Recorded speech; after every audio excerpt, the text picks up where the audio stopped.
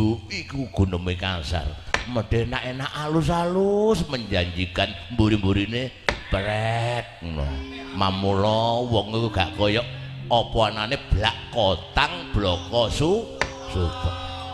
Lah ya wong biyen iku kok iso gawe paribasan blak kotang kok gak liyane. Kok blak kathok ta blak liyane kok blak.